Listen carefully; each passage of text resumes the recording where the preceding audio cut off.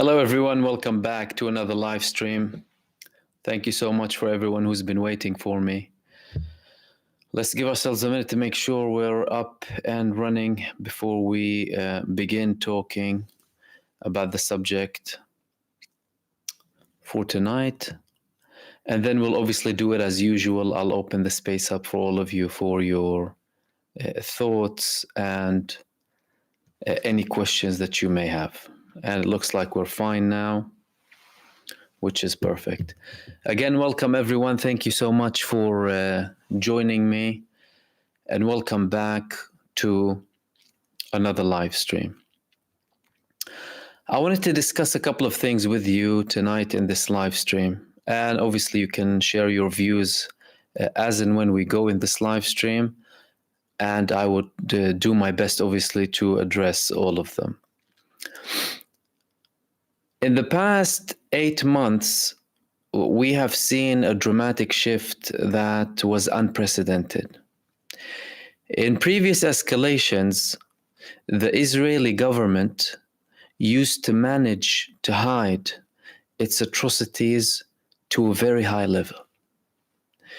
You see, the people who were aware of what's happening and who were activists, who were digging from a long time ago and used to advocate and call for a change, they were many of them, but not to the levels that we have at the moment. To these people, they were aware of what the Israeli government does on an ongoing basis. They have an international clique. And when I say clique, I'm talking about a cabal. Powers, media, people who pretend to be journalists, covering up, and Israel managed to hide its crimes to a very large extent from the masses. With any war, you have a justification for the war. And Israel used to rely heavily on its policy of managing the conflict or having a campaign between campaigns. Short campaigns achieve the majority of the objectives, go back and usually have them within your enemy's territory. Don't go out and don't allow the fight to go to your territories. Hide it as much as possible, deny any potential crimes, and don't take too long. Do not take too long. This policy is in line with the US foreign policy, with the Pentagon's foreign policy, with the US administration's foreign policy. Low intensity fire. Low fire. Don't let things go out of control. Now, although everyone is recruited for Israel, same people are recruited for them, whether when it comes to people who support them in power, people who support them in the media, and obviously the financial support that they get alongside diplomatic and support on the political basis, apart from the military support as well. This is now changing. And this is leading to the collapse of Zionism altogether. Ever since the 7th of October, 1 month later, after the 7th of October, you already had people who were monitoring what's happening in Gaza doing a 180. You had the pseudo-narrative published by Israel, and then they obviously saw the retaliation and what Israel is doing to the Palestinian people. In their heads, in the people's heads, without all of the noise by the poisoned, biased, and controlled mainstream media, they would think, okay, well, you already legitimize what's being done against you. by committing a genocide against other people,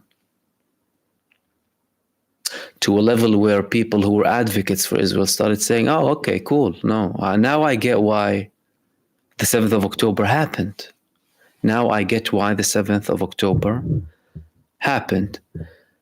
Regardless of the lies about the 7th of October when it comes to Israel and its massacring of its own civilians, and the Palestinian resistance having a military campaign against them.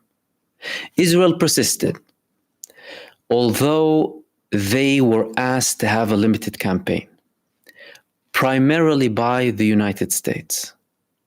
They didn't listen. They didn't listen for their own reasons. They continued.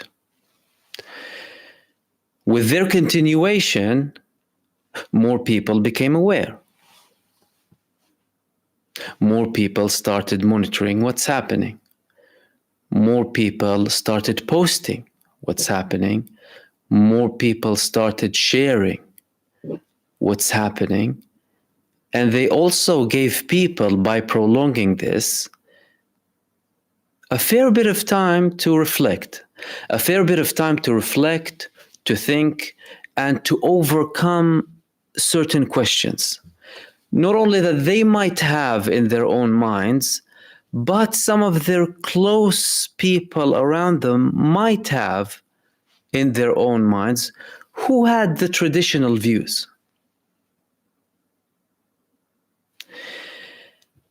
Then the obvious previously became evident to a level where it cannot be hidden anymore. The obvious that wasn't as evident as before became evident, became clear, and has revealed itself to the world. What is that?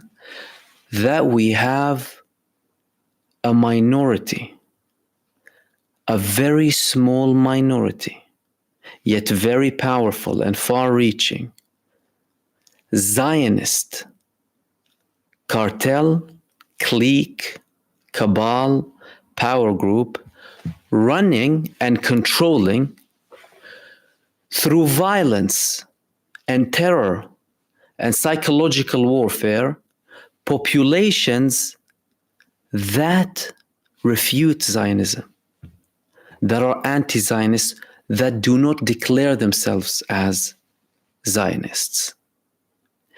If you walk in any US state, if you walk in any European capital, and you start asking people one by one,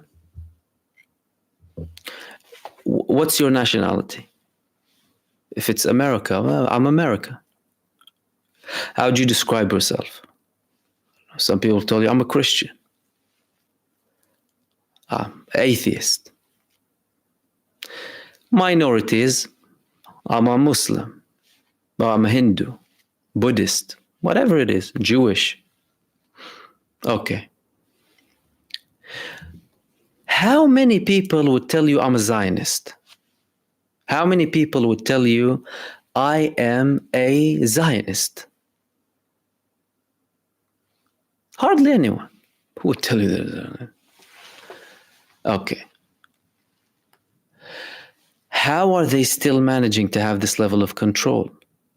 And how did they have this control for so long, despite the fact that you have people in their majorities across every single country that has blatant support for Israel? How did they manage to continue and control them? Manipulation, media, bought politicians. Now you had a report in the UK from Declassified. They exposed that at least a third of the Tory party members received goodies from Israeli lobbies. We had an investigative journalist revealing what happened approximately 5-6 years ago on Al Jazeera, the strength of this lobby. It's obviously very evident in the US. You have AIPAC, you have ADL. In other places, it's less obvious. And they weaponize anti-Semitism. That's one of the biggest things. The weaponization of anti-Semitism. How did they manage to weaponize anti-Semitism? They created anti-Semitism simultaneously with Zionism. Anti-Semitism as a term is not like an authentic term. It became popular with the rise of Zionism. Zionism intended for the term anti-Semitism to become popular. Why? Because it connects religion to a land. What proof do I have? IHRA. The IHRA definition of anti-Semitism. 7 of the 14 definitions of anti-Semitism include the state of Israel. They include the state of Israel. Now, one might ask, how can I be called or labeled an anti-Semite or anti-whatever it is, based on my criticism of a certain state? Well, it's because that's what they want you to do. There is no logical reasoning behind this. There is no logical reasoning behind the label of anti-Semite to Israel. And we spoke about this many times previously. This is how they used to control and continue this control. Now, things are changing. With 8 months consistently of activism, fearlessness, ongoing support, ongoing activity, which led to encampments in some of the largest universities across the world, the people are saying exactly what they think and are realizing the whole picture, which is they are being controlled by people who do not represent them whatsoever when it comes to the situation with Israel and Palestine. The difference is this time is that there is no return. There is no return. Many big thinkers in Israel, ever since the beginning of this genocide, were saying that Zionism failed. Zionism has ended. We weren't able to show the world or our people that we have a way of governing that is able to preserve our country as a Zionist country. Now everyone else is realizing it. Israel used to continue after previous escalations by obviously continuing the propaganda, having a limited campaign, and acting as if nothing happened. Selling statements, where there's talks going on, we might have a peace process, we're freezing a settlement here, freezing a settlement there. Now, there is no running away from it. And even if you have a ceasefire tomorrow, the notion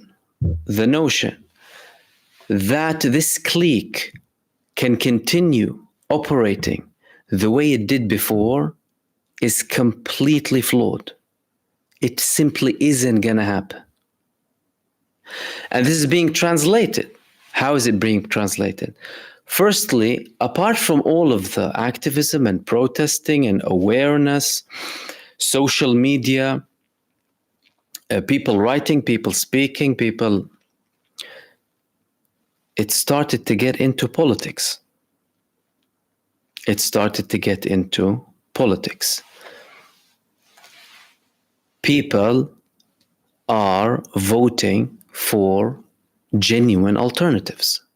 They're no longer putting their faith in the 2 or 3 party system, depending on where you are. They have no faith in anyone who took a position to support this entity and this ideology and not stand with the Palestinian people, regardless of the level you're at, by the way. You see, there's people who are more fearful. There are people who are still manipulated. There are people who are reluctant in saying things as they are for various reasons. But in the grand scheme of things, it's evident. It's very clear. This means that the people that this clique supports, in government, at least, people who are in power, don't have that level of protection that they used to enjoy previously. Whether through the success of Israel when it comes to managing the conflict and making it limited and then proceeding and doing something else, or them simply U-turning or fooling the people. Look at Britain, for example. In the last elections that we had here, the general elections, you had a massive shift, an unprecedented boost in third-party candidates winning. Now, the Prime Minister is calling for a general election. You're going to see similar results to a large extent. The same thing is happening on a political level in Europe. Countries confirming that they will support the ICC if the arrest warrants are approved and issued against leaders of Israel. Some of them, not all of them, but some of them, a good number. There's a split, but there are many countries who are supporting, including traditional and classical Israeli allies. Then you had the recognition of a Palestinian state. This is symbolic. This is very symbolic, by the way. The recognition of a Palestinian state, it's not as if it's going to make a massive difference tomorrow. Because we're living in a world that's controlled through power. It's power control. Israel has the majority of the power between the Jordan River to the sea. But even in that area, between the Jordan River to the sea, you have a violent, Zionist, radical minority controlling an anti-Zionist majority in the form of the Palestinian people. That's number one. And a Zionist, another Zionist number that don't have the same worldview as you. So yes, you have people who support, for example, Benjamin Netanyahu wholeheartedly. They support him wholeheartedly. As a matter of fact, some people want him to push for a greater genocide. But that same example is in Israel. However, this time, globally, and from an Israeli perspective, from a Zionist perspective, the public opinion, in particular in the United States of America, is an existential threat, as confirmed by Israelis, by the way. They won't be able to last very long. This is why when people ask me about the potential of the outcome and what's going to happen, what do you think is going to happen, we only have two scenarios here. The first scenario is we continue with this war at different levels. So it'll decrease from the rate of war to fighting, for example, to clashes, to targeted campaigns, etc. But it's ongoing up until one side ends. I mean, ends as in its political governing shape. We're not talking about the elimination of people, although Israel is looking to eliminate the Palestinian people, by the way. You see, they talk about other people wanting to eliminate them. They are the ones who are declaring they want to eliminate the Palestinian people in the name of Judaism, in the name of what they perceive as their God, the God that chose them.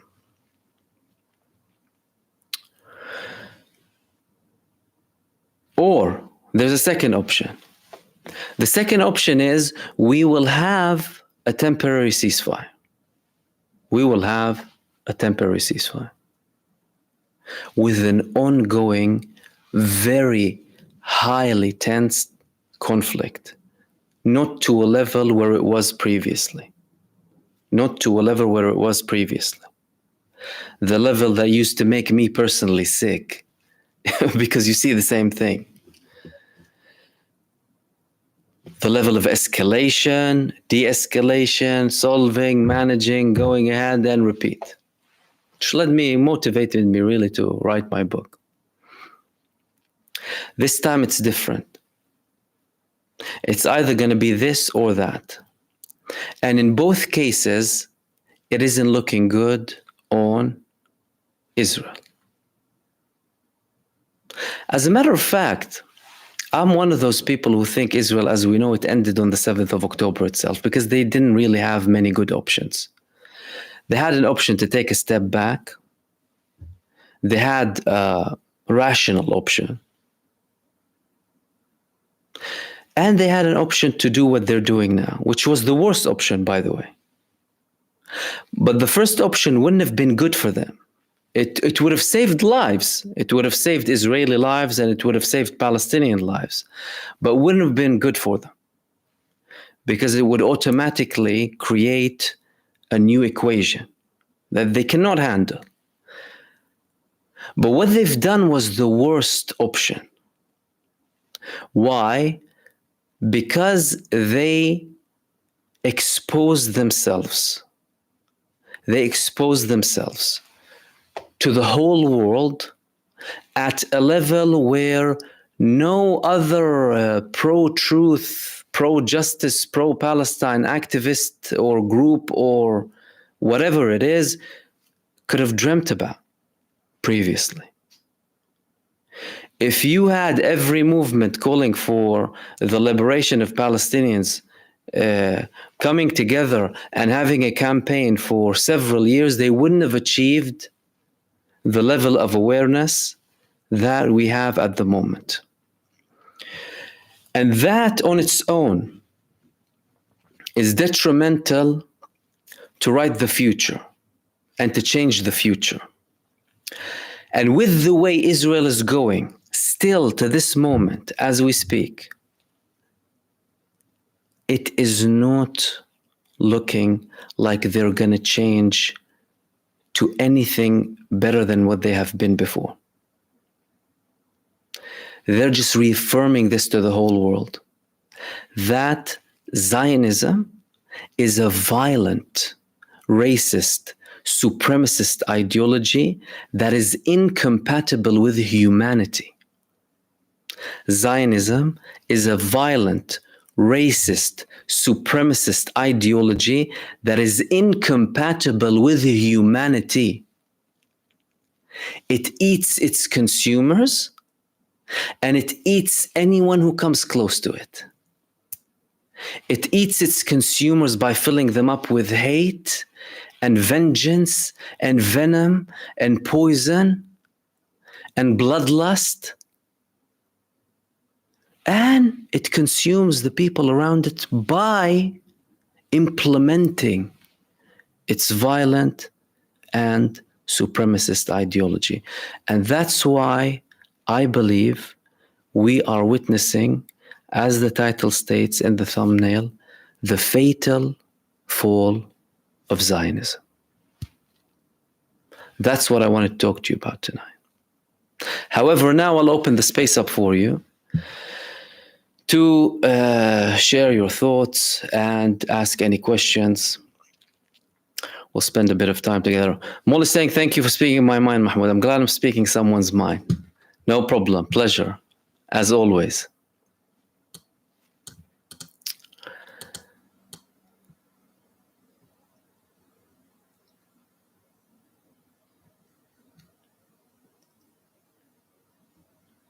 Kate is asking me, why did Abbas blame Hamas? Has it got to do with the ICC or to keep his job / money flowing from the USA, Israel?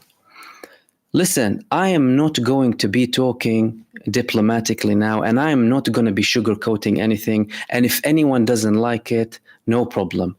Mahmoud Abbas, Abu Mazen, the president of the Palestinian Authority, is a doormat to the Zionists. He is a slave to his masters. He's a nobody, but a front, a puppet who is paid and ordered what to do. He doesn't have the Palestinian people's interest in his heart.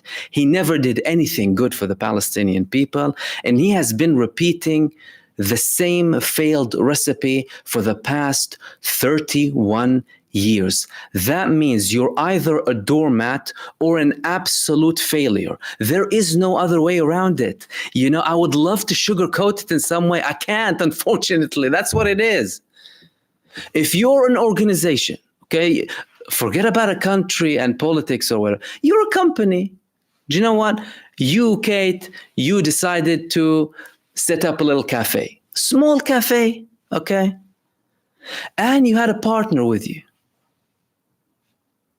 You had a partner with you to have that cafe. Okay, let's, Kate, open. Okay, Kate, let's just open between 2 a.m. and 5 a.m. And you'd be like, what? Why between 2 a.m. to 5 a.m.? I'm sure it'll succeed. But there's no one awake. No. This area, they have people who stay up late. We'll open from 2 a.m. to 5 a.m. Okay, Kate goes ahead with this partner. It's not working. 1 week in, 2 weeks in, 1 month in. If you continue, okay, and then you later know that your partner has another place opening from 9 to 5, for example, and he's making all of the money, and he's stealing stuff from your cafe and giving it there, and you're being abused. Small example, right? It's far worse in the West Bank because you're talking about stealing, land grabbing, killing, abusing, and murdering. You wouldn't be happy with yourself to continue in the same manner, would you? Any person with a sound mind would think, hold on a second, I had this partner, he tried to say that it's not working, okay, let's stop. 1 month in, you'd stop. Less than 1 month in, I wouldn't give it 2-3 weeks maybe. Okay, let's say a month. Business, new venture, whatever. This man has been sitting and following the same recipe for 31 years. 31 years doing the same wrong thing. The definition of insanity. That's assuming you have a goodwill. But let's not be naive. Let's not be naive. There is no goodwill here. There is a slave getting tons of money to shut his mouth and continue. Otherwise, how can you explain the expansions in the West Bank? More land grabbing. It's shrinking. The West Bank territories are shrinking. Settlers from 100,000 to 800,000 rising. Barriers, walls, killing, land grabbing, demolishing houses. What's happening now in Jenin? Another one asked me about Jenin and the resistance in Jenin. What's happening? how is Israel allowed to invade an area so comfortably and deal just with a couple of people who have a couple of weapons? How are they able to do that? They have a partner in the form of the Palestinian Authority who help them target anyone who resists Israel, imprison them on their behalf, killing them on their behalf, assassinating them on their behalf. He has it in for Hamas. Why? Because Hamas brought the Palestinian case to the global scene, and it's not going anywhere after they conducted the 7th of October. And then led Israel to commit a genocide. That's what... Why? What is that proving? That resistance works. It works. There's a high price to pay. There's a catastrophe.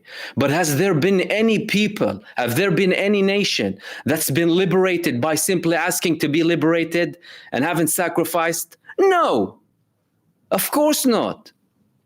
And it didn't take them 2 to 3 weeks as well. Some nations, decades. Takes a long time. Lots of sacrifice, much more than Gaza, by the way. Algeria, to liberate themselves from the French colonizers who came with such vicious racism and arrogance to Algeria and dehumanized the Algerians. 1 million martyrs. 1 million. They ended up being liberated from the other nations. What are we talking about? But Mahmoud Abbas wants to play the card of Zionism. What is that? There is no way it can work. To a level where he told Hamas, you brought this upon Gaza. In case any of you are unaware, by the way, Mahmoud Abbas called the Israeli government to go on a war with Gaza in 2008, and that was revealed by the Israeli deputy prime minister back then, not at that time exactly, afterwards, but he had a key figure in security, Avigdor Lieberman. He asked Israel to attack Gaza so he can return on Israeli tanks to Gaza.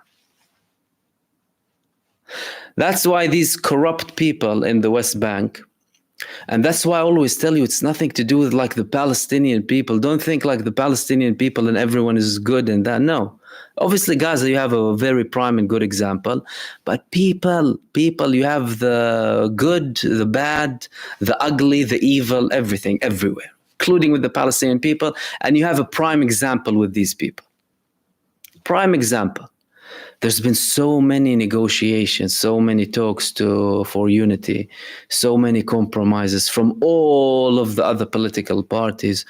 They will never submit to anything.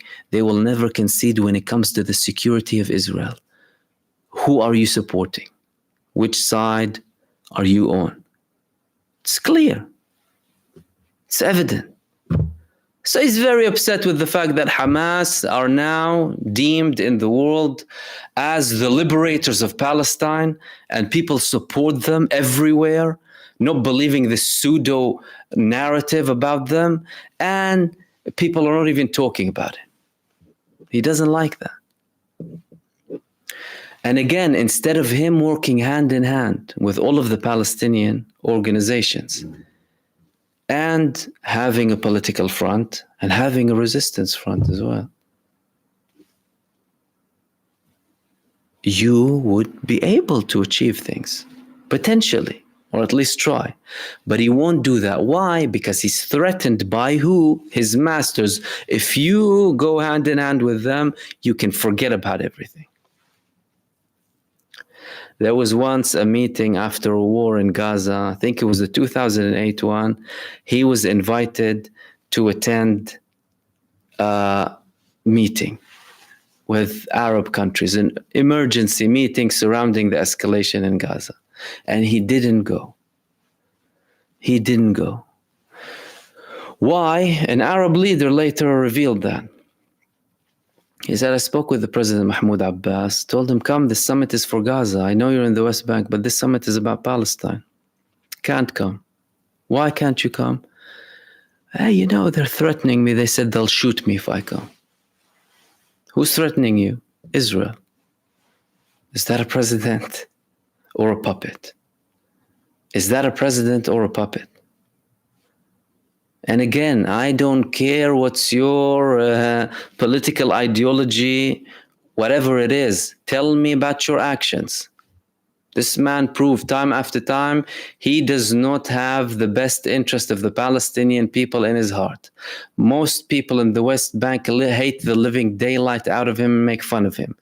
Many of his own people or in the party do not like him. Many of them are not in the West Bank because they have power issues with him and don't approve of him,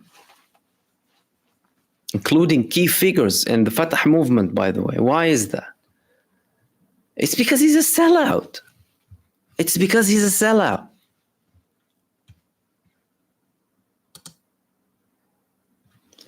Abdul Rahman, thank you so much for your super. You said you speak my mind as well, brother Mahmoud. Zionism is going to end soon, inshallah. Shukran for all of your hard work. My pleasure, my brother. I'm glad to hear that. And Bun's dad as well. Thank you so much for your super as well. Let's see if we have anything else. Go to your next question.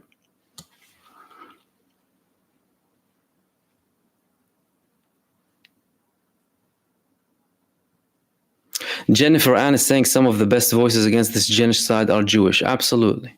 100%. And some of them, by the way, apart from the people who we know, who I spoke with as well, are people who you don't really know. Remember that. Many of the Jewish people who are against Zionism and Israel are people who you don't know. People who are active in silence, active without being, not in silence as if not speaking up, but they're under the radar. They're in your protests. They're having a feud with their family, because many of them, it's splitting families to them. Traditional Zionist family. You're growing up in a house with this ideology that is very closely linked with the religion, something difficult for people to do. But many people, many Jewish people are overcoming that. And don't underestimate how much of a difficult barrier it is to cross. Because if you're living with your family for all of your life and you've had this ideology, but you're being exposed to something that's happening and you feel like your family might not want to talk to you tomorrow because of your views, to some people it's just too much and they would just rather continue as usual. But for many, no, I'll confront my family. And I support that. I really like that. I appreciate these type of people because they show that their principles and morals and belief and faith are more important than people validation. Regardless of who these people are, you're expecting the validation from. You see, as human beings, most of us, we want to feel validated. And that's one of the biggest problems we have as well. Mind you, it's nice to hear compliments. Who doesn't like to hear compliments and being liked and loved and what have you? But the problem when you start to seek validation, you want to be deemed as fine. So you start to not cross lines that you should sometimes cross because they're made up lines. They are fake chains put on your hands. You're being blindfolded. Take it off. That's a fake line. You demolish the line and you move on. You liberate yourself. You shouldn't be a slave to people and their perception of you. Why should you care? You're going to sleep, whether you have a life companion or not, whether you're sleeping, you're sitting with yourself. You're going to have your thoughts, you're going to think them. Regrets, you're going to have them. And when you're about to die, funny enough, most people, when they reach a very old age, they'll tell you, nurses who deal with them, the most thing they think about is regrets in life. Why did I try to please so many people? And now I'm dying. And I didn't do what I thought was right or believed was or what I wanted to do just so I can please the people around me. That's one of the biggest regrets. So why live one day like that? Why should you live one day of your life trying to please other people? And don't take it as a call to stop being like disrespectful or what have you, God forbid. No, be the nicest person in the world and be kind and smiley and positive and happy and make the best out of yourself and make the best out of people around you. But do not give up your values. Do not give up the values. Do not give up the morals. Do not give up your humanity. We're here for a very limited time. And there will be judgment. Whether you believe it or not, by the way, I know I'm talking to some atheists as well. There will be judgment, I'm telling you.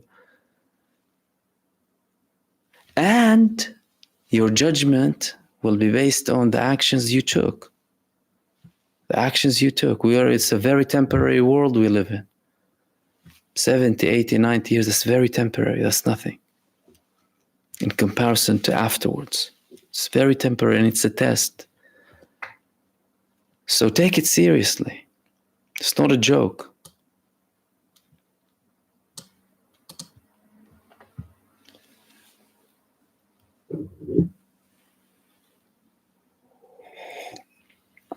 Infinite content. Thank you so much for your super thanks. You said,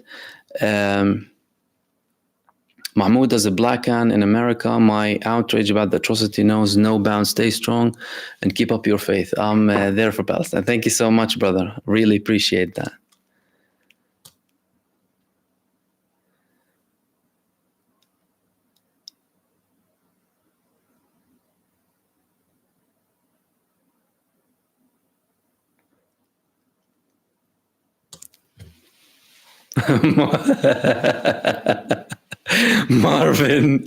Marvin Vergas is saying, is this stream anti-Semitic? Let me get my IHRA study guide out. Yes, please do. And read the guides that talk to you about Israel. You see, this is all a front. It's all a tool that they use people with to create these barriers, these fake lines, these fake borders, these fake limits of thinking. Oh, when it reaches this, you can't think further. Why? Because we have a label. We have a label. Do not think further. If you do, we have a label for you. That's terrorism. Spreading your ideology whilst instilling fear in people, that's terrorism. I have my opinion. You might agree with me, might not disagree with me. I'm not gonna force you to believe me, but they want to force you to believe them. That's why they use that. Anti-Semitism and Zionism are like this. They're tied. Think about it. What do you mean Semitism? I'm a Semite. Anti-Semitism was what's happening in Gaza. That's the biggest form of anti-Semitism. Killing the Semites, mass murdering Semites in a sham. That's anti-Semitism. Not criticizing a European violent, racist, neo-colonial ideology. No. Has nothing to do with Semitism. And obviously anti-Judaism is a separate thing. Any religious or racial discrimination is awful, is horrendous. And it's, see, that's the thing. The term itself and how it's being used now to describe a hatred against Jewish people or discrimination against them, which is flawed, because not to be very specific, not the majority of Jews are not Semites. That's to be quite specific, okay? The ones who you can call Semites are the natives of Palestine, the Jewish natives of Palestine, or the Levant area. You can potentially call the Samaritans, Ashomronims, Semites. But Belarus, Poland, Hungary, with all my respect and everything to all nations across the world, but that's not a Semite. You're Jewish. And the discrimination against you as a Jew is awful. It's bad that we're against. Like we're against discrimination against Muslims or Christians or people who choose not to believe in anything. You shouldn't discriminate. We need to receive equal rights.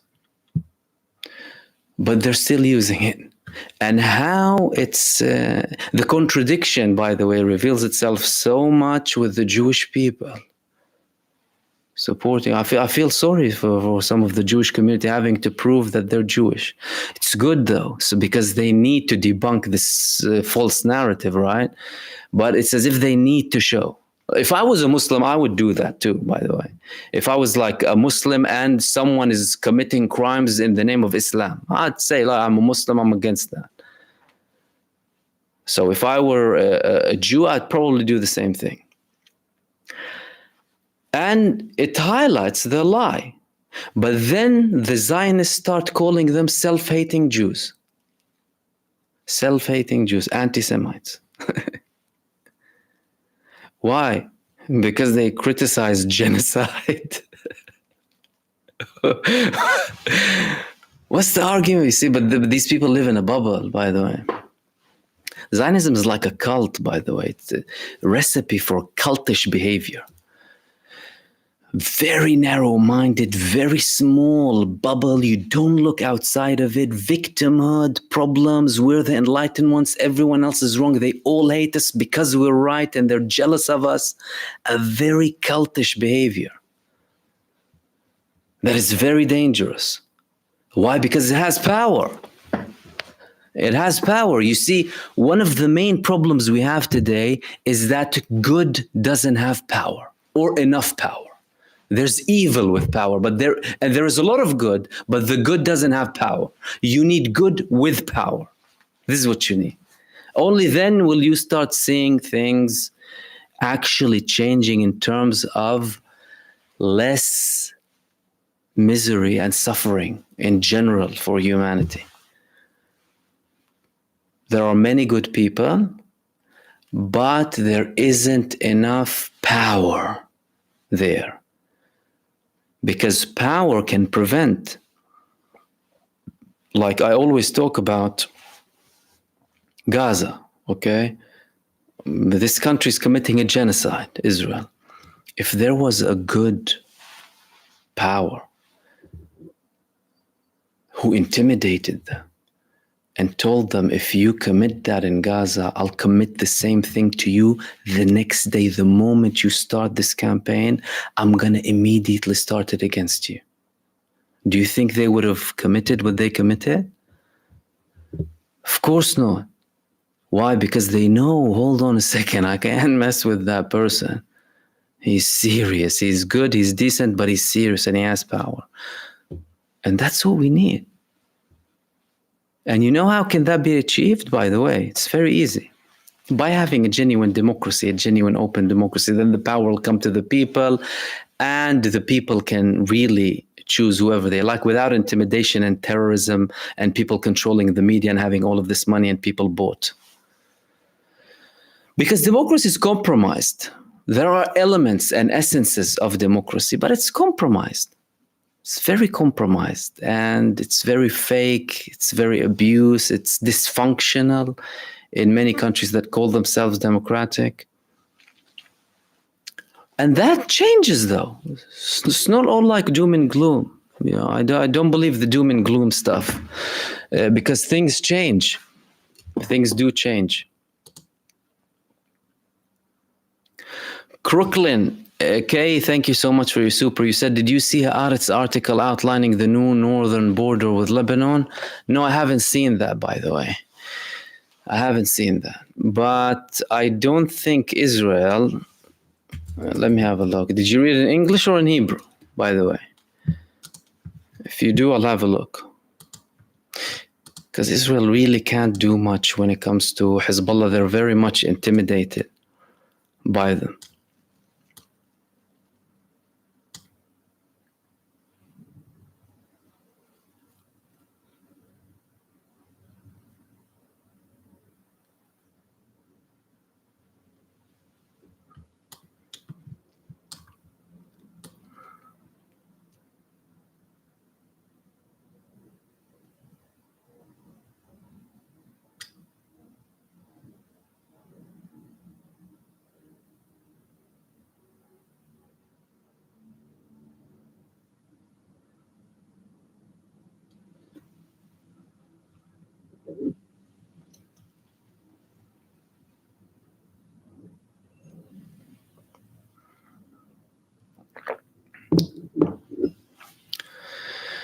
Where were we? Tashikoma saying, I hear 2 of the hostages from 2014. Is that true? Most likely, yes. Hamas have 4.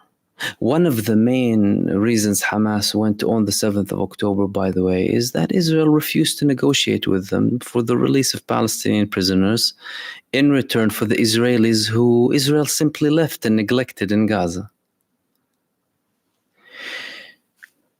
One of them is like over 90% dead. Another one, there's a very high likelihood. 2 are most likely alive. And Hamas obviously tried to reach a deal with Israel. Israel rejected constantly, although they faced constant, to a level where the parents of these people who were in Gaza, they just gave up. They just became depressed and they lost faith in the country and the government. They constantly say they lie and what have you.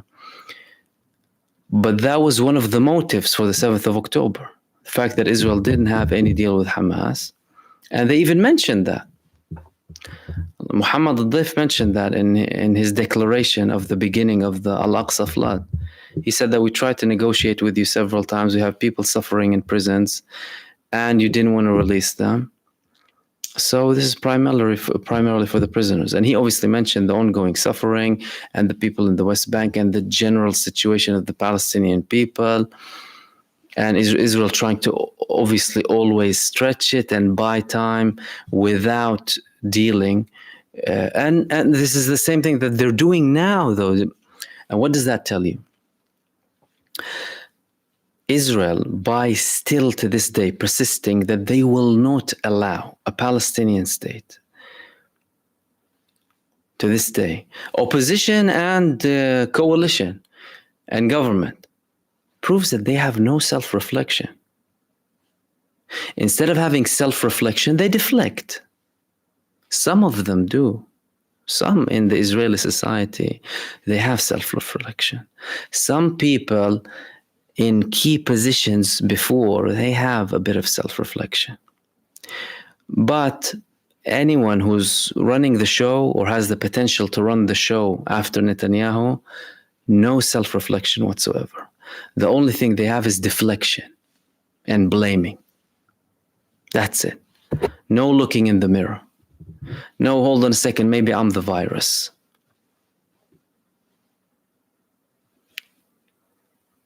I have someone sitting next to me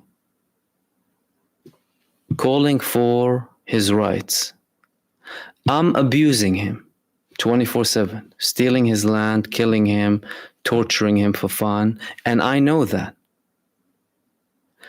And after 76 years, even when it reaches the worst days of this country, now that's considered to be the accepted thing in Israel, that Israel is living its worst time in history, worse than when they when they established Israel. I still have no self-reflection.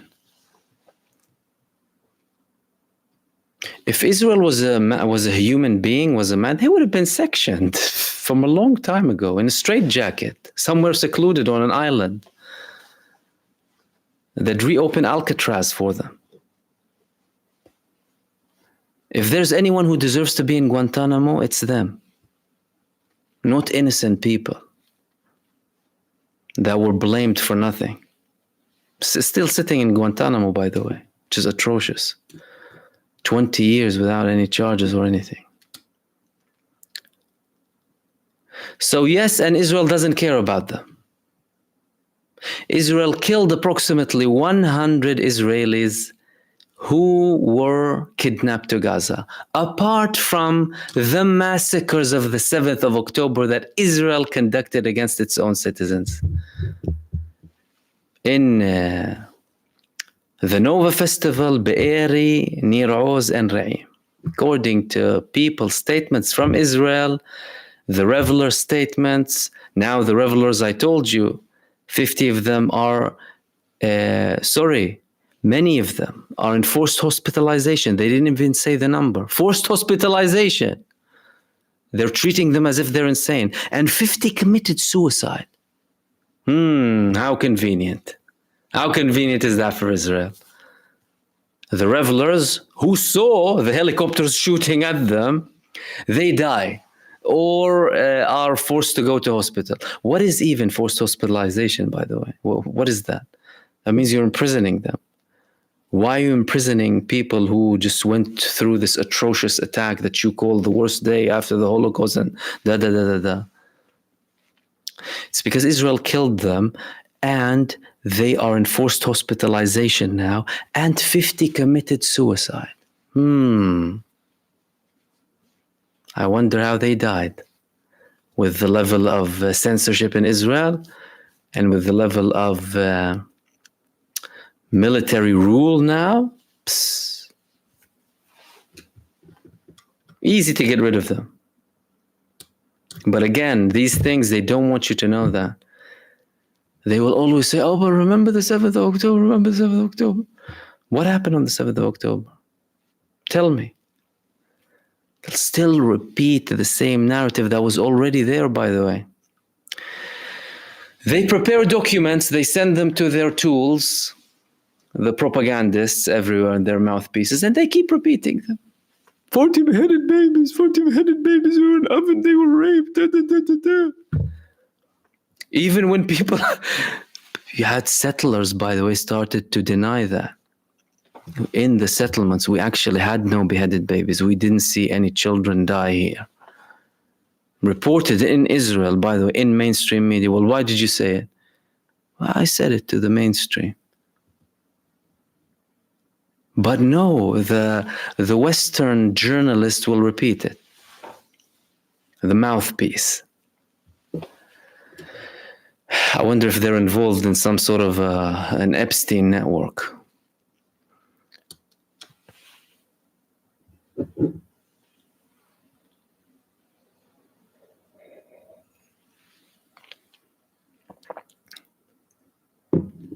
Sair Khan is saying, Mahmoud, do you think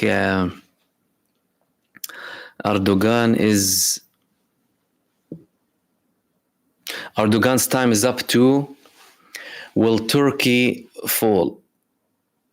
Look, I think we had a shift in the recent elections that were carried out in Turkey, and I think they're ready for the post-Erdogan era. He's done a lot of things for Turkey. Many of things he's done them that were good for Turkey.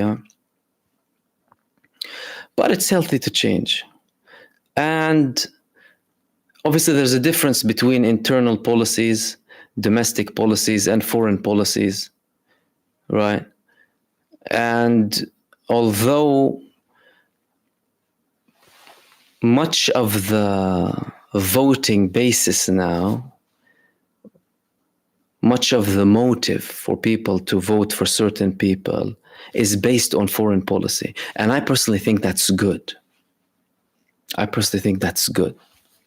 Because in many countries, look, for example, Europe, you'll see beautiful countries relatively peaceful places to live in. Things are usually peaceful in many places, not all of them, obviously. Don't get me wrong. And there are other better places, by the way, than European capitals. But in general, come to Europe, you have, in many cases, nice places to live in, fine, you know, each to their own. Relative level of security, sometimes financial opportunities here and there, but that's also declining. But they're committing crimes abroad. And then you think, how can they, you know, be like this here and then commit all of these atrocities abroad? They brainwash their population.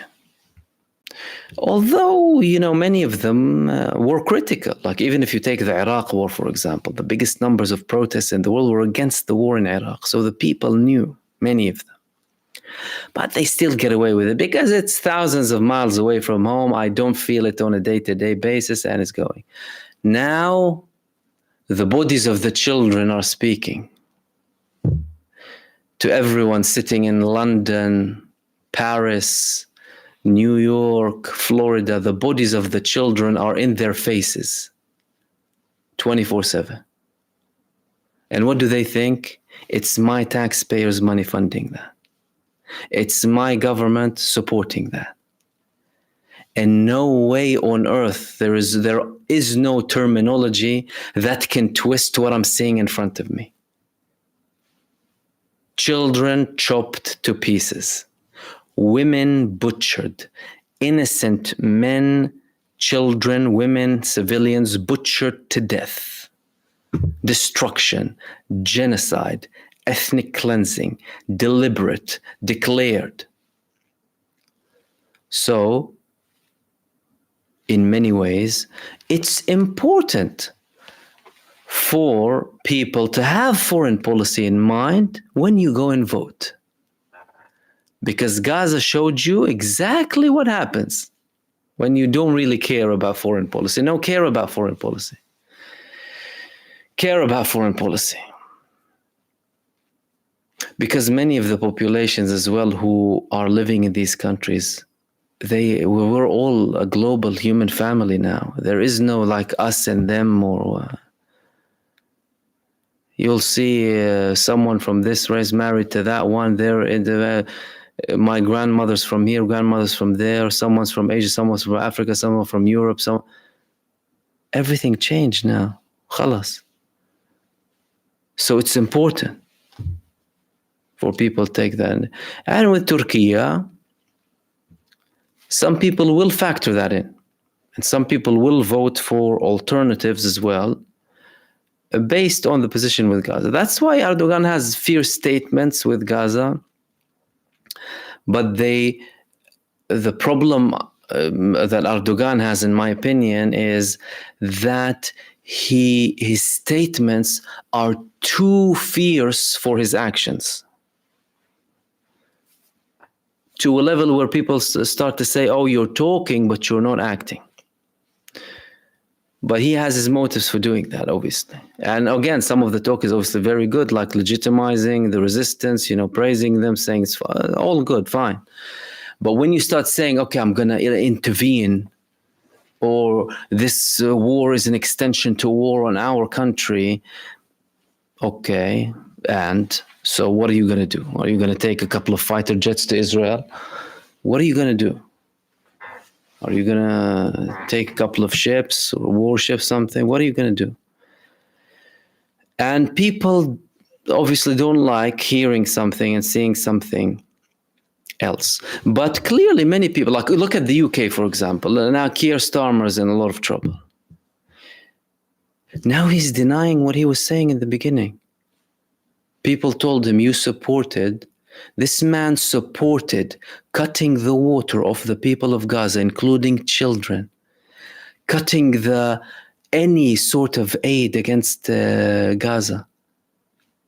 And one of them was water, by the way. And he was like, although he's a lawyer, he will kind of talk his way out, you know, legally debatable. Everything becomes debatable when these Zionists speak.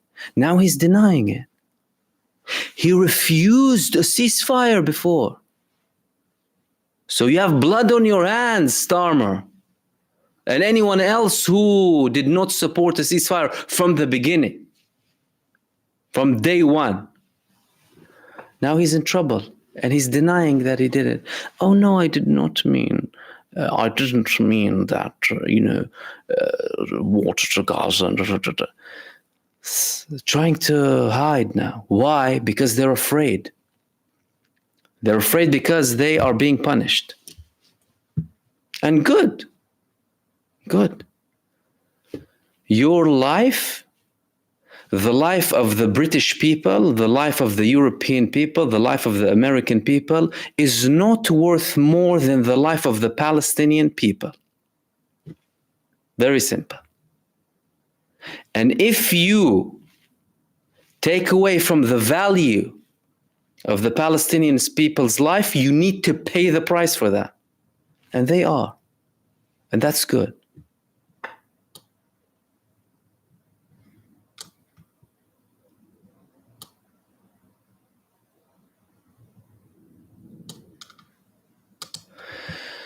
Crooklyn K, thank you. You said you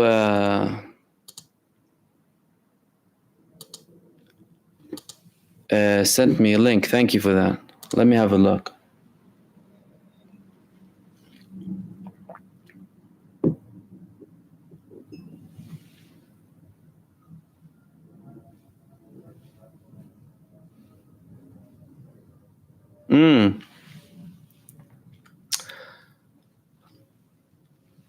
I think he's talking more about the borders in the way that you have a limit because of the current climate, rather than actual physical limits, by the way, because the physical limits, the borders between Lebanon and Israel, still functional. However, with all of what's happening, there are no-go zones. No-go zones. And there are areas that not everyone can reach. Many of the Israelis, the Israeli army troops, they're using some of these homes now for operations. That's why you see Hezbollah sending a UAV or a drone to a certain, looks like a civilian place. Because obviously the people, they fled, they were ordered to leave as well in many cases.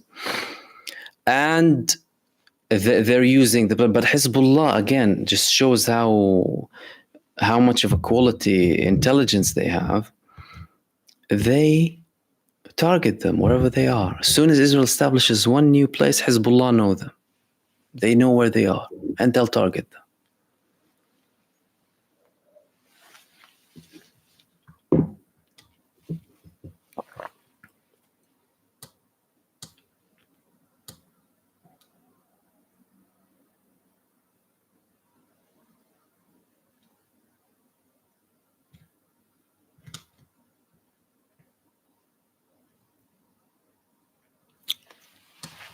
Karen Smatanovska, did you see the protesters in Israel last weekend? Yes.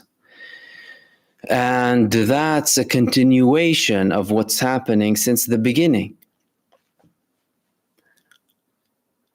When it comes to the Israelis, by the way, because the Palestinian citizens of Israel, because Israel calls itself a democracy, right? And we don't have apartheid. Why? Because we have Arabs in Israel who enjoy equal rights. Who are you kidding? There was a court case in Haifa for 2 Palestinian citizens of Israel who were imprisoned. And the police even banned anyone showing solidarity with them outside the court. All of the Palestinian citizens of Israel banned from protesting. Unless it's like a small joint protest that's approved in a very limited place with 1 soldier per 1 person ratio. And that is still, again, that's very rare. They banned the Palestinian flag, banned everything. But the Israelis who want the Israelis back, they obviously, sometimes they can protest, although brutality is reaching them as well. In many cases, they won't receive the authorizations to carry out protests. In many cases, they will face police brutality, and some of them will be imprisoned too, but they're allowed to protest. That's been the case since the beginning. Obviously, you'll have a small minority, protesting against genocide in Israel. Good, but like a very small number who will say, I'm against the genocide. The others will protest against how the war is run and because they want their people back. But they're getting more and more intense, but there's no one to listen. Who's listening to them? They're calling Benjamin Netanyahu a butcher, a criminal, the disaster of Israel. He is killing the Israelis. He is murdering the kidnapped. Every single thing you can think of, they're blaming Benjamin Netanyahu. Hell, one of the professors in Israel, he had to apologize for wishing that it was Benjamin Netanyahu dying in a helicopter crash. To that level. And again, you don't see many of that in the mainstream media to cover up their little genocidal puppet, their little bee-child genocidal state. They need to maintain it. You see, they're worried about Israel's image more than Israel is worried about its own image, more than Netanyahu is worried. That's why you don't see how many, can someone please tell me how many bodies out of the 36,000 approximately, now probably 45,000 with all of the people missing. How many of their bodies did you see plastered on mainstream media? And how many times did you see the abductees in Gaza? How many times? I'll tell you how many times. You never saw a dead body of a Palestinian in mainstream media. You never did. Because to them, they don't exist. They don't value them. The images of the Israelis reuniting after they were released from the traumatic captivity of the Hamas. But the butchered children, no. They won't show you that.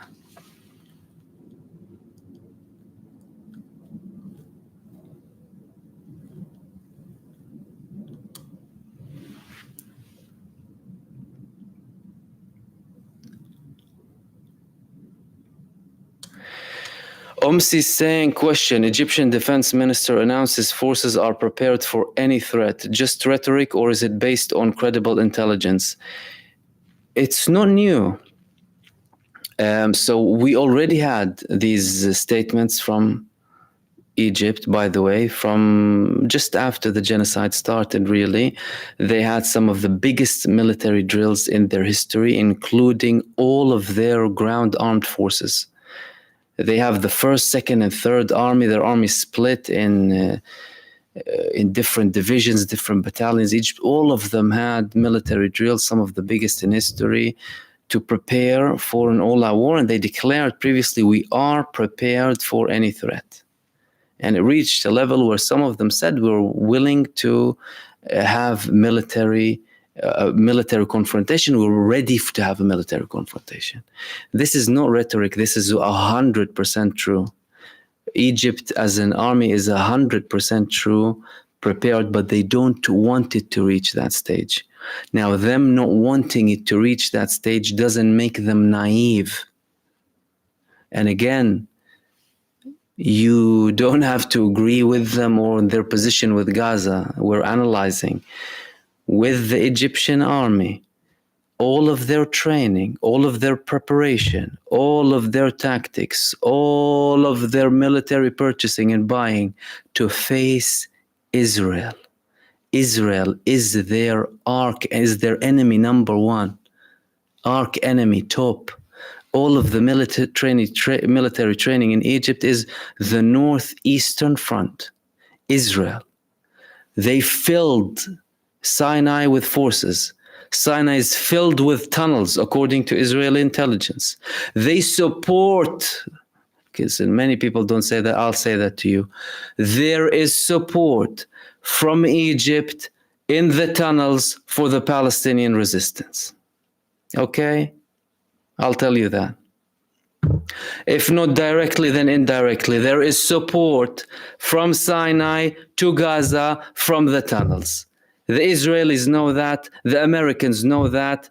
Each side will obviously take their own steps, have their own certain statements, but there is support. There is support. Over the ground, and they'll say something else. And mind you, again, we've had this report recently that Egypt destroyed 2,000 tunnels. This is not new. This is a campaign that took place from 2011, 2015. And many of these tunnels, don't forget anything, if someone creates a tunnel, many of these tunnels can be used for any sort of activity, including bad activities.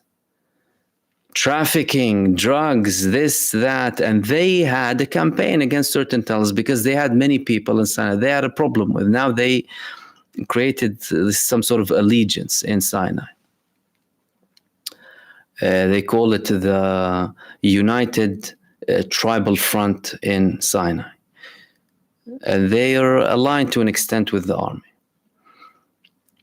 But they're preparing. Who are they preparing against? Israel. Do they want it to reach that stage? They would rather not. They would rather not. But they're prepared. And guess what? Israel doesn't like them. They do not like them.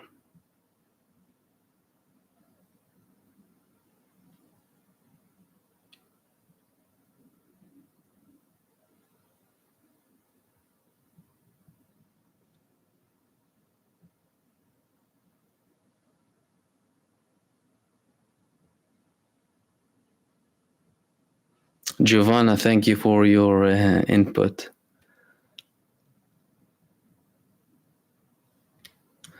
Let's see your...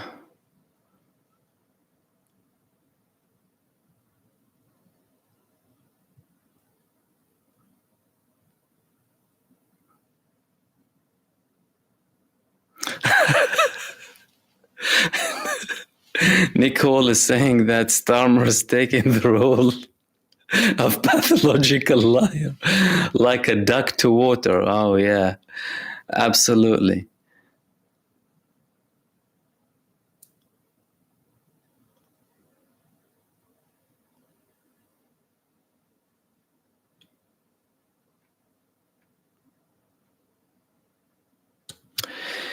Building a new world saying, considering Ireland has been living under a two-state solution for decades, I feel their support for two states is much less empty than most. Yeah, look, we have obviously Spain, Ireland, and Norway, which is good, obviously. But again, that doesn't make the two-state solution a good solution or even a viable one, because look, obviously here you had the Good Friday Agreement and, you know, both sides to compromise and what have you. But there is something different in Palestine. There are similarities, 100%. There are similarities to South Africa. There are similarities, but it's not the same. It isn't the same. And it's important to establish that fact very well so that you can establish the right solutions. You can't just copy and paste things. You can't go and call for a country that's been run in a certain dictatorship manner, for example, or just a kingdom, not constitutional. All of a sudden become a republic tomorrow. Okay? You can't copy and paste the same solution to a certain state, but you can have elements of it. elements of it. Now, I obviously feel like all of the countries that declared their support for a Palestinian state, they were genuine with their support, okay? Because don't forget, there's a lot of backlash. This Zionist lobby is fierce with everyone who opposes them. And by the way, they have a very hateful mentality full of vengeance. So even if it's not productive for them, even if it's not good for them, they will take revenge. It's like inbuilt in them. They like revenge and bloodlust. Like, look, even how they deal with some of the resistance movements, right? Assassinating leadership and what have you, even if it makes them stronger. So it's counterproductive for Israel. Like, if you want someone to like you, show me how you're better than them. That's the simple thing, right? I'm claiming I'm good. Don't say that you're good. Act like you're good so that people can see the difference. But committing a genocide against the population in Gaza and then telling them, oh, support me, not Hamas, it's not going to work. But I think they're genuine. I think, yeah, Ireland is genuine as well. I'm not sure, though, how much that can change things on the ground. What it can do is obviously make a positive shift globally, keep the Palestinian case in the headlines, but it will not be effective if the momentum fades away, because that change is driven by people, by people's demands, by people's momentum. If the people's momentum goes away, you have more opportunities for the Zionists to apply more pressure again and change things. Although we're at a stage, like I said, where it's irreversible. It's irreversible, but even with that, that shouldn't make anyone apathetic.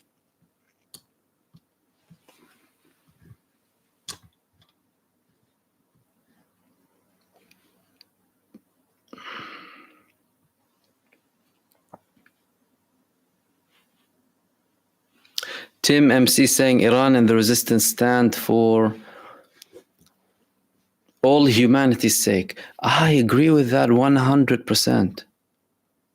100%. These people are standing up for humanity.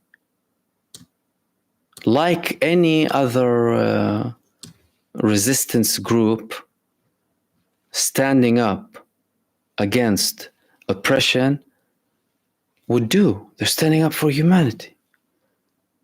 If you start supporting the oppressor, or being silent is enough, by the way. You're being silent, you're supporting the oppressor immediately. That's number one. Or being impartial, this weak position. You support the oppressor immediately. Say things as they are. Say things as they are. Break the barrier.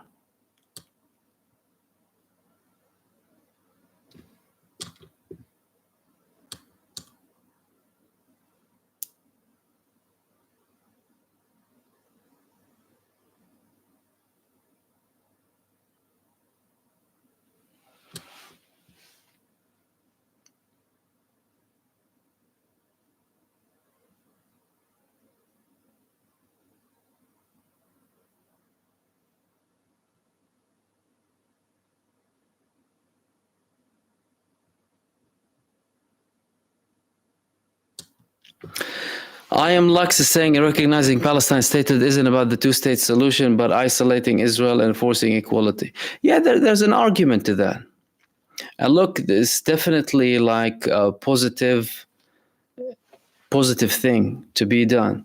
However, when you recognize, that's the thing here, when you recognize a Palestinian state officially, when you talk about international community or international law terminology, UN terminology, you're talking about the West Bank in Gaza. You're talking about the West Bank in Gaza. Obviously, there's another argument that, okay, if you take that plus other resolutions, like not just accepting the Palestinian state, but also enforcing other UN resolutions, then things might change. Because let's say you temporarily ask for a two-state solution, but simultaneously also have a right for the refugees to return. Where? To what's Israel. Okay? Then you will make a shift, because people will go back.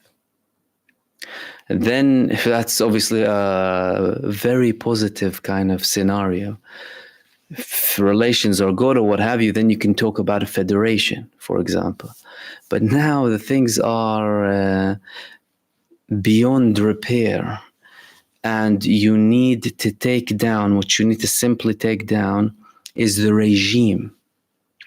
You need to take off the Zionist regime, the violent Zionist apartheid supremacist regime. You need to get rid of it and implement a country based on equal laws, equal rights, justice. Then you'll resolve the problem. That's it. Everything is solved with equality. Simple. But they don't want that.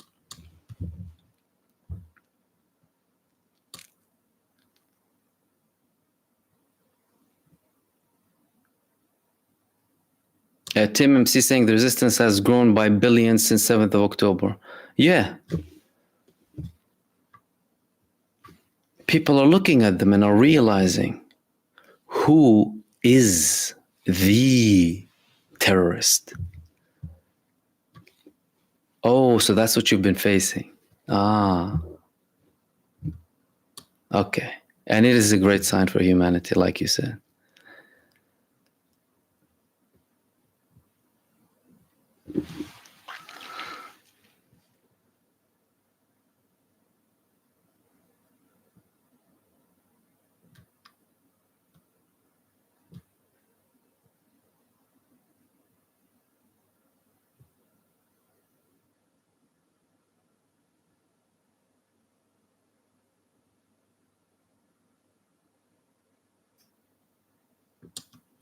Tashicom saying, have you seen the clip where the Egyptian fruit seller handed out an orange to the 8 truck he went through? Yeah, so many people do these nice small bits. And then you have the people also in Gaza who record these things and publish them, by the way.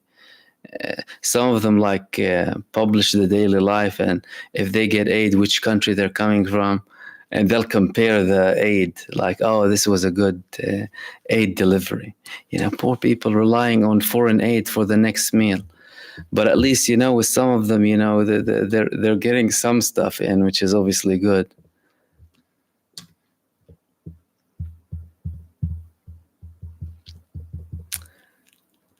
Dennis Huggins, thank you so much for your super. And Marvin is saying, question, do you think Zio's USE will allow Russia or China to help rebuild Palestine? They seem like a natural fit. Well, look, if you're going to talk about the rebuilding now, you're talking about a massive project. Now, you need to understand one thing here. Israel wants Israel to rebuild Gaza for Israelis.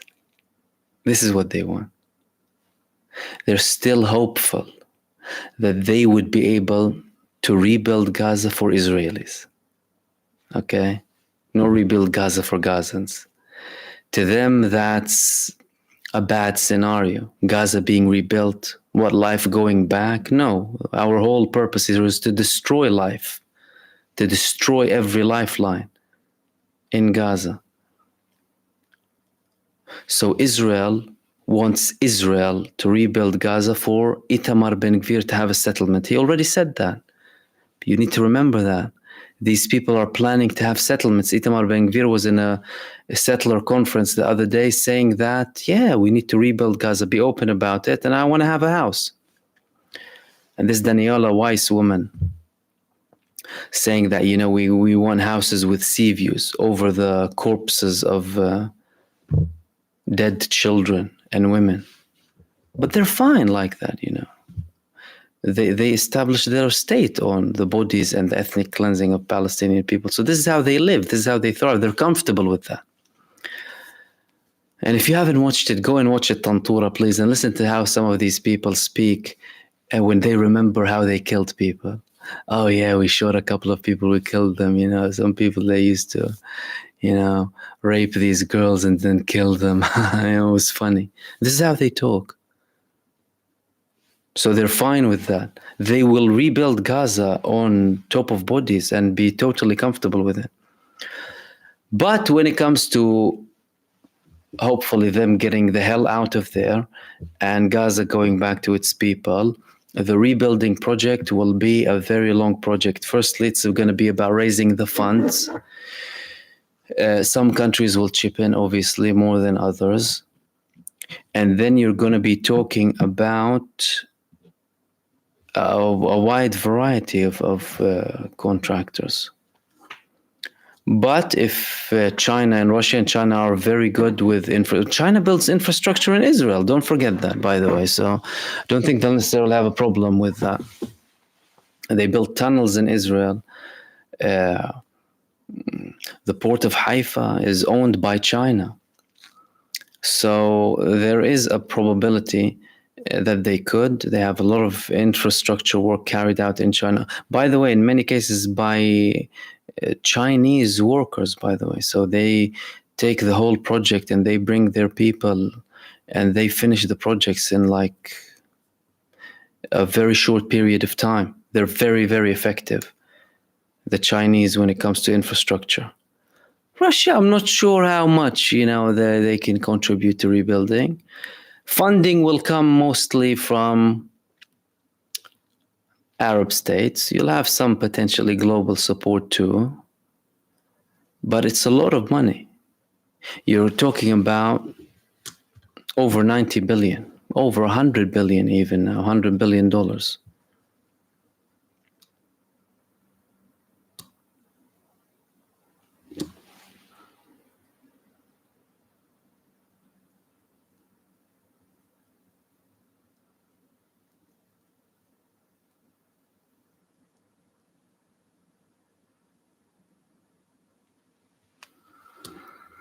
Okay, and we'll wrap it up there. Thank you so much for everyone who joined me tonight. Thank you so much for everyone who sent super thanks. And I'm sorry if I missed some of you, by the way. I think I missed some of you. Sorry about that. So thank you to Daniela and Manuel and Abdul Rahman and Eddie and Bunsdad and Infinite Content, Khaled and Marvin and Crooklyn again, and Dennis. I'm sorry if I missed anyone again. Thank you so much for your kind super thanks. And thank you for everyone who contributed. Again, apologies if I missed some of the questions. And I haven't published another video today, by the way. I'm not sure if I'm going to have another one later on, but I wanted to have this live stream because you generally share my views with you. And I know that naturally you will ask questions relating to what's happening. Apart from that, thank you so much. I will hopefully be with you tomorrow night. And I'll see you soon in the next video. Take care of yourselves and rest well. And peace to all of you.